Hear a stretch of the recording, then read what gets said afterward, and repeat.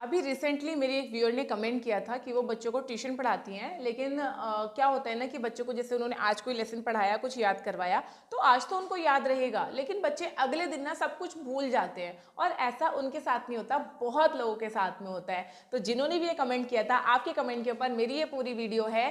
तो प्लीज़ जब भी आप नेक्स्ट टाइम कमेंट करें, साथ में अपना नाम ज़रूर लिखें ताकि मैं आपका नाम वीडियो में मैंशन कर पाऊँ। तो चलिए बिना देरी के वीडियो को स्टार्ट करते हैं। अगर आपको इस तरीके का कंटेंट पसंद आता है तो चैनल को सब्सक्राइब जरूर कर लीजिए, क्योंकि इस तरीके की वीडियोस लगातार मेरे चैनल पे आते रहती है। देखिए, बच्चों को हम पढ़ाते हैं और ये भी बिल्कुल सही बात है कि बच्चे अगले दिन नहीं तो कुछ दिनों के बाद वो चीज़ भूल जाते हैं। और कुछ बच्चे तो सच में इतने ज़्यादा कमज़ोर होते हैं पढ़ने में कि आप उनको कितना भी रट्टा लगवा दीजिए, कितना भी आप उनको समझाने की कोशिश कीजिए, बट वो भूल ही जाते हैं, उनको नहीं याद रहते कॉन्सेप्ट। सो इसके लिए हमें क्या करना है, मैं 3 सॉल्यूशन बताऊंगी, कुछ ना कुछ आपके काम ज़रूर आ जाएगा। अगर आपने ये चीज़ अभी तक फॉलो नहीं करी है तो अपने कुछ स्टूडेंट्स के ऊपर ट्राई करना, आपको 100% इसका फायदा मिलेगा। मैंने भी काफ़ी लंबे टाइम तक बच्चों को ट्यूशन पढ़ाया है, तो मुझे काफ़ी इस चीज़ की एक्सपीरियंस है कि हाँ, बच्चों को किस तरीके से आपको हैंडल करना है कि बच्चे वो चीज़ को भूले नहीं। तो देखिए, सबसे पहली चीज़ तो ये है कि हम लोग क्या करते हैं ना, कई बार उस चीज़ को बच्चे को रटवाने लग जाते हैं कि नहीं नहीं ये ऐसे है तो तुम इसको ऐसे रट लो। मतलब हम उसको समझाते हैं बट उसको समझ में नहीं आता, फिर हम कहते हैं भाई रट ले।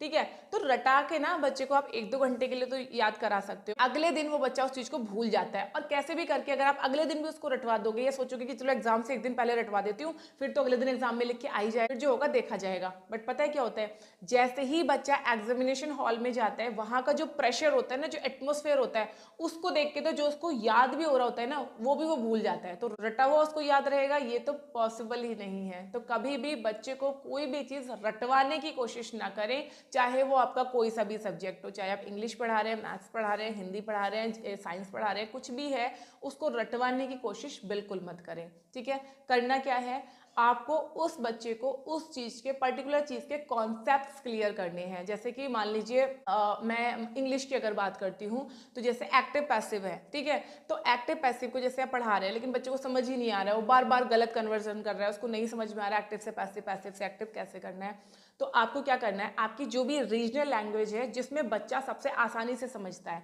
जैसे मैं जहाँ रहती हूँ यहाँ पे सब लोग हिंदी बहुत अच्छे से समझते हैं, डे टू डे लाइफ में हम लोग हिंदी बोलते हैं, तो वो चीज़ आप उसको हिंदी में समझाओ। ठीक है, फॉर एग्जाम्पल जैसे राम चिट्ठी लिखता है, ठीक है, ये से एक्टिव हो गया, अब इसको पैसिव में कन्वर्ट करना है, तो आप उसको सिंपल लैंग्वेज में बोलो कि इसका एक्टिव हुआ है राम चिट्ठी लिखता है। पैसिव में कैसे बनेगा, चिट्ठी राम के द्वारा लिखी जा रही है। ठीक है, तो उसको जब आप इस तरह समझाओगे ना, तो उसको चीज समझ में आ जाएगी कि अच्छा जो पीछे है वो मुझे आगे लगाना है और इस तरीके से मुझे इसको कन्वर्ट करना है। लेकिन ये चीज बच्चा तभी कर पाएगा जब उसके टेंसेस क्लियर होंगे और उसके जो रूल्स हैं इस चीज के, वो रूल्स क्लियर होंगे।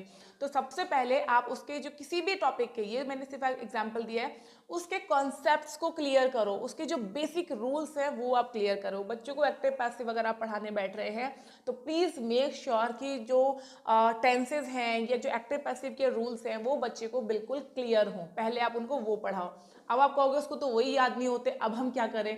तो देखो, ये चीज के लिए अगेन आप उसको क्या करवा सकते हो, यहाँ पे आता है हमारा पॉइंट नंबर 3, रिविजन। लगातार उसको रिविजन करवाओ, क्लास में बिठा के भी अपनी रिविजन करवाओ, और फिर आप उसको एज अ होमवर्क भी रिविजन करने के लिए दो। यहाँ पे कुछ टीचर सोचते हैं कि बच्चों को होमवर्क नहीं देना चाहिए क्योंकि उनके ऊपर ऑलरेडी स्कूल का काफी प्रेशर होता है। तो देखो, आजकल स्कूल वालों को ही पता है कि ज्यादा होमवर्क नहीं देना है, ज्यादातर स्कूल्स को ये इंस्ट्रक्शंस दी हुई रहती है कि होमवर्क नहीं देना है। तो हमें ऐसा लगता है कि बच्चे के ऊपर बहुत प्रेशर है, बट एक्चुअली में ऐसा नहीं है। आप उसको ज्यादा लिखने का काम मत दो, लेकिन रिविजन करने का काम आप उसको जरूर दो, क्योंकि बच्चा आपके पास 1 घंटा पढ़ रहा है, बाकी घर में वो 6-7 घंटे बिता रहा है, उस टाइम पे अगर वो बिल्कुल ही किताब खोल के नहीं देख रहा होगा ना, तो वो चीजें वो 100% भूल जाएगा। रिविजन करने के लिए उसको वर्कशीट बना के दे सकते हैं, या फिर आप उसको बोल सकते हैं कि इसका कल को रिविजन करके लेके आना। और बिल्कुल सिंपल लैंग्वेज में, अगर बच्चा हिंदी में समझता है, हिंदी बोलता है, तो हिंदी में उसको सारे रूल्स याद करवाइए। सुनने में आपको काफी अजीब लग रहा होगा, लेकिन कॉन्सेप्ट्स को क्लियर करने के लिए ये टेक्निक बहुत ही बेहतरीन काम करती है। एक बार आप यूज करना और फिर आप बताना कि ये काम आपने किया या नहीं किया।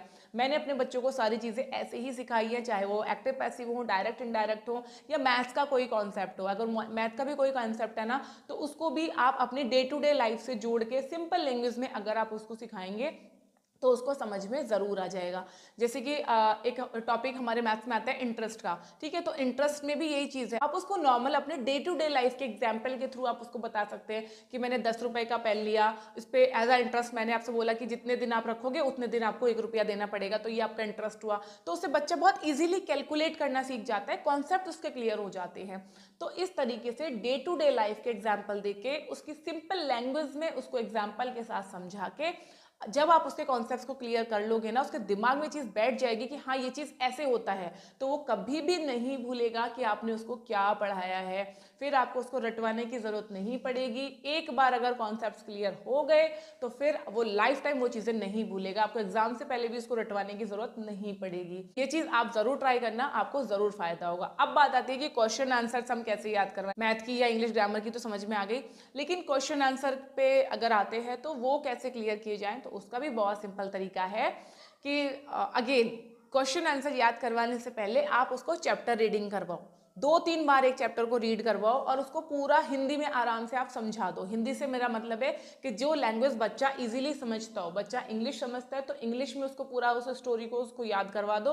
और अगर कोई और आपकी रीजनल लैंग्वेज है, तमिल है, तेलुगु है, संस्कृत है, कोई भी अगर आपका रीजनल लैंग्वेज है, तो उसमें वो स्टोरी उसको उसकी आसान भाषा में उसको एक बार याद करवा दो। उसके बाद आप देखना क्वेश्चन आंसर्स वो आराम से अपने आप याद कर लेगा। मान लीजिए आपने उसको कोई ऐसा टॉपिक पढ़ाया है जिसमें किसी चिड़िया का जिक्र है, उस चिड़िया से रिलेटेड जितने भी क्वेश्चंस आगे आने वाले हैं चैप्टर में, उन पॉइंट्स पे आप थोड़ा जोर देके उसको बताइए। जैसे चिड़िया के 2 पंख थे, चिड़िया के पंखों का रंग नीला था। इस तरीके से जो भी ऐसी चीज है जो कि आगे क्वेश्चन आंसर में आने वाली है, वो पॉइंट्स उसको थोड़ा हाईलाइट करके अच्छे से बताइए। फिर आपको कभी भी उसको क्वेश्चन आंसर रटवाने की जरूरत नहीं पड़ेगी। अगेन मैं यहाँ पे एक चीज बोलना चाहती हूँ, चाहे आपके क्वेश्चन आंसर्स हो, चाहे आपके डायरेक्ट इनडायरेक्ट हो, एक्टिव पैसिव हो, इंग्लिश का आपका कोई भी कॉन्सेप्ट है उसके लिए टेंसेस का क्लियर होना बहुत जरूरी है। तो सबसे पहले बच्चों का ग्रामर ठीक करिए, फिर वो क्वेश्चन आंसर तो अपने आप ही लिखने लग जाएंगे और समझने लग जाएंगे। आई होप कि आपको ये वीडियो जरूर पसंद आई हो। अगर ये वीडियो आपको पसंद आई हो तो एक थम्स अप जरूर कीजिए और कमेंट सेक्शन में यस जरूर लिखिए। अपना ध्यान रखिए। इस तरीके की और वीडियोस देखने के लिए चैनल को सब्सक्राइब कर लीजिए। तब तक के लिए नमस्ते।